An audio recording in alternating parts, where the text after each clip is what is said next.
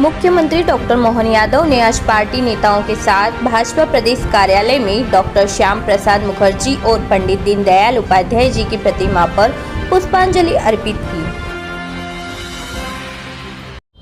आज जिनका पुण्य स्मरण दिवस है, एक ऐसे महानायक जिन्होंने आज़ादी के पहले और आज़ादी के तुरंत बाद भविष्य की बड़ी चुनौतियां जो देश के सामने आने वाली थी, इसके सामने अपनी बड़ी भूमिका अदा की। हम स्मरण रखें, बंगाल के उस विभाजन के दौर में भी बंगाल बंगभंग योजना अंग्रेजों ने लागू की थी, उसमें भी उस विभीषिका का जनता के सामने चित्र प्रस्तुत कर अपनी भूमिका अदा की। और आज़ादी के तुरंत बाद भले ही लोकसभा जीते हैं, लेकिन लोकसभा के साथ नई सरकार के सामने सबसे बड़ी चुनौती जम्मू कश्मीर की बनेगी। और इस जम्मू कश्मीर की चुनौती को उस समय भांप लेना, ये वाकई कोई डॉक्टर मुखर्जी जैसा व्यक्तित्व ही हो सकता है। इस अवसर पर हमारे अपने यशस्वी प्रधानमंत्री को धन्यवाद देना चाहूंगा, जिनकी अपनी सरकार में इस जम्मू कश्मीर की धारा 370, जिसके माध्यम से देश ने अभी तक की सबसे बहुत बड़ी विभीषिका सहन की है। 40,000 से ज्यादा निरपराध लोग जिसमें मारे गए। ऐसे उस 1951-52 में जो मुद्दा बताया गया था, उस धारा 370 के कलंक को धोने का काम यशस्वी प्रधानमंत्री ने किया है। हम अपनी इस भूमिका को भी स्मरण रखेंगे। डॉक्टर मुखर्जी के प्रति सच्चे अर्थों में ये हमारी श्रद्धांजलि भी हुई है।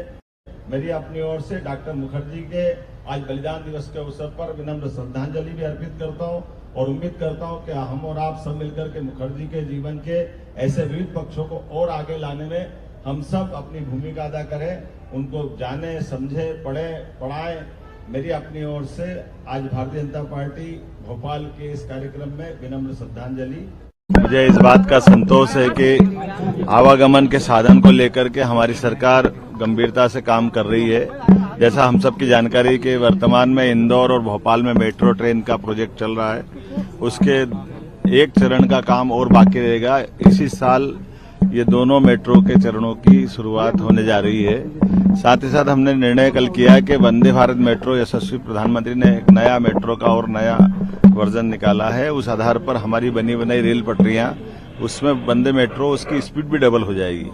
तो इस मेट्रो के बजाय वंदे मेट्रो का भी प्रोजेक्ट ले सकते हैं। साथ ही साथ कुछ ऐसे छोटे इलाके, जिस इलाकों में आवागमन ज्यादा है लेकिन मेट्रो के प्रोजेक्ट को या किसी प्रकार से अंदर करने में बड़ी कठिनाई आती है, तो रोपवे के माध्यम से, केबल कार के माध्यम से भी यातायात की व्यवस्था में सुव्यवस्था स्थापित कर सकते हैं।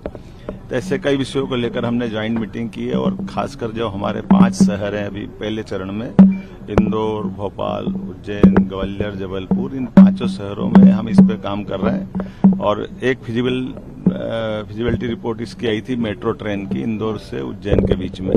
तो समस्त पहले इस प्रोजेक्ट को हाथ में लेने का निर्णय भी किया है। मैं उम्मीद कर रहा हूँ ऐसे सभी चीजों का उपयोग करते, अत्याधुनिक तकनीकों का उपयोग करते हुए हमारे प्रदेश को नंबर 1 का प्रदेश बनाएंगे। इस दिशा में लगातार काम कर रहे हैं।